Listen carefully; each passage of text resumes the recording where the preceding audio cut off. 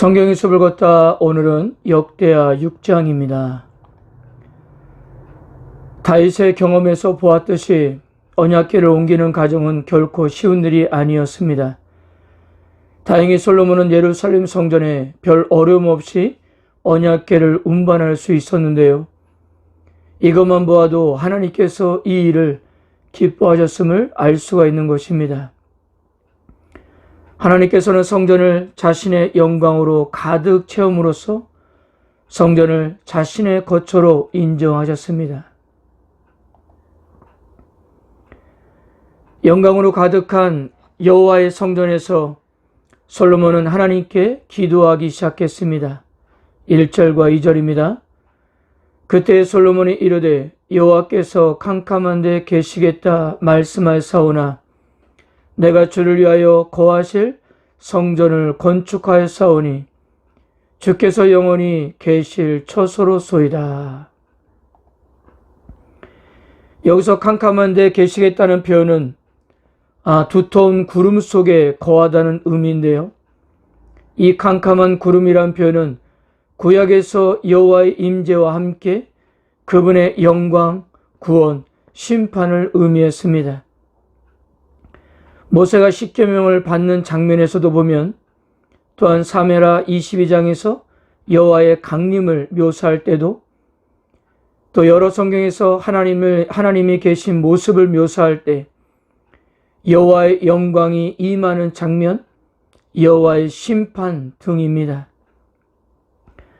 그러니까 솔로몬의 이 말은 단순히 하나님께서 어두운 곳에 계신다는 표현이 아니라 구름 속에 임재하신 하나님의 영광을 나타내는 말이었던 거예요. 그리고 거하실이라는 단어는 심등과 지위를 상징하는데요. 이 단어가 하나님께 적용하면 하나님의 보좌, 하나님의 통치를 의미합니다. 그러므로 더 이상 이동식 장막에 계시지 않고 이곳 성전이 하나님께서 영원히 거하시며 다스리시는 처소가 되었다는 것입니다. 그리고 솔로몬은 성전 건축을 위해 수고한 백성들을 축복하면서 이렇게 말했습니다. 4절 왕이 이르되 이스라엘 하나님 여호와를 송축할지어다. 여호와께서 그의 입으로 내 아버지 다윗에게 말씀하신 것을 이제 그의 손으로 이루셨도다. 결과적으로 이렇게 성전을 건축할 수 있었던 것은 전적으로 하나님께서 하신 일이었던 것입니다. 6절을 보세요.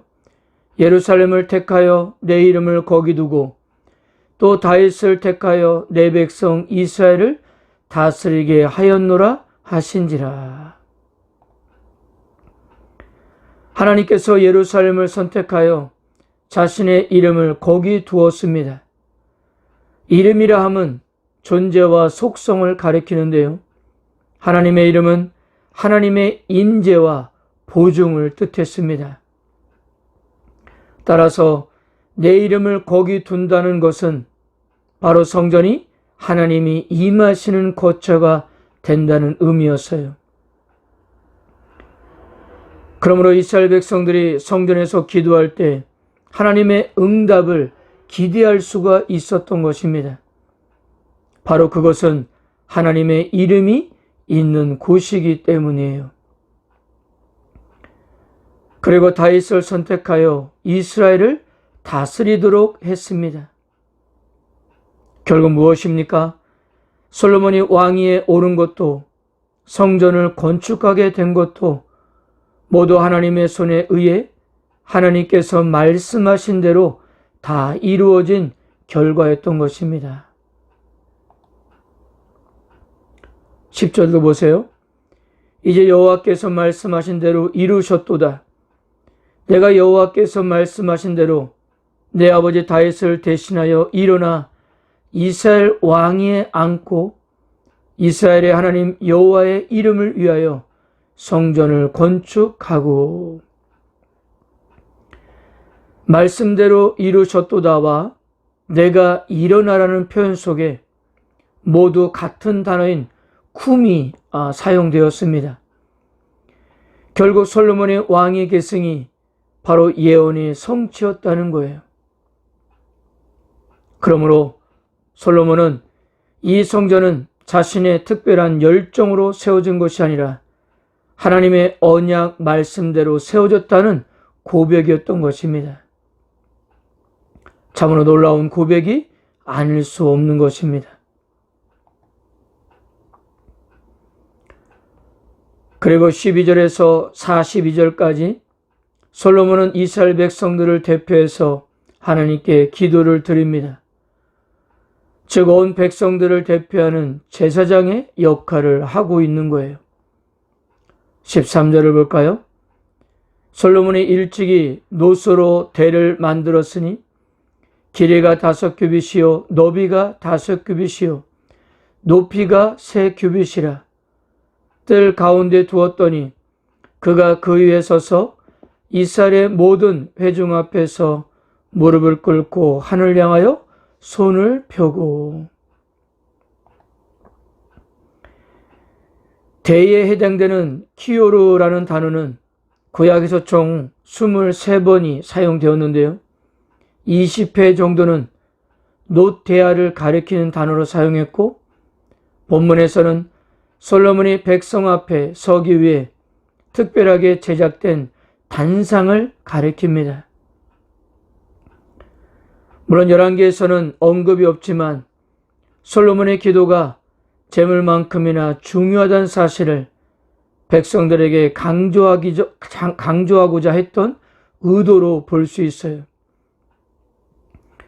그리고 무릎을 꿇고라는 뜻은 경외, 복종, 두려움, 기도와 관련해서 사용되었는데요. 솔로몬이 무릎을 꿇었다는 것은 비록 자신이 이스라엘의 왕임에도 불구하고 하나님 앞에서는 종에 불과하기 때문이었습니다. 이 역시 열왕기에서는 언급이 없는 모습입니다. 그러나 역대기에서는 솔로몬의 겸손한 태도를 강조하고 있었던 거예요.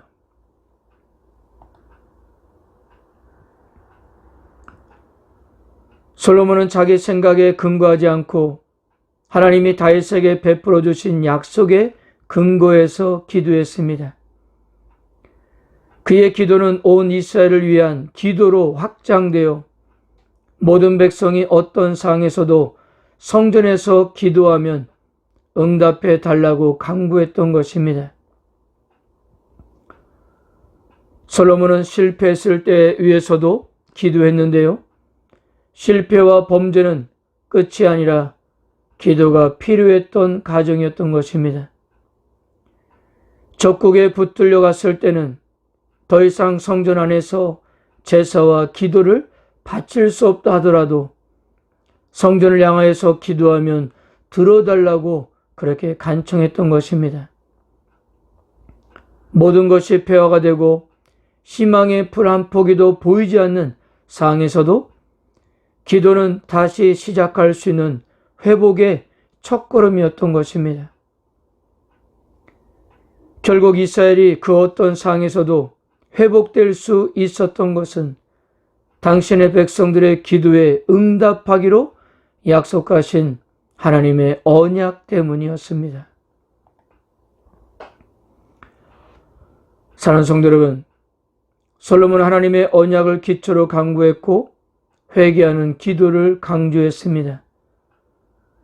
우리들도 기도할 때 하나님의 약속을 믿고 구해야 하겠습니다. 우리 모두는 경건하게 살고자 노력을 하지만 죄로부터 자유로울 수가 없습니다. 그러므로 죄를 용서하시는 하나님 앞에 우리 자신을 돌아보고 회개해야 하겠습니다. 사랑하는 성도 여러분, 반드시 기억하십시오. 우리가 처한 상황이 말이 안 되는 처지라 할지라도 우리가 다시 기도할 수만 있다면 반드시 회복된다는 사실입니다. 그 기도에 하나님께서 응답하시기 때문이에요. 우리 인생의 회복의 첫걸음은 바로 기도에서 시작되는 것입니다. 그 사실을 확신하고 오늘도 다시 기도에 힘쓰시기를 주님의 이름으로 축복합니다. 아멘.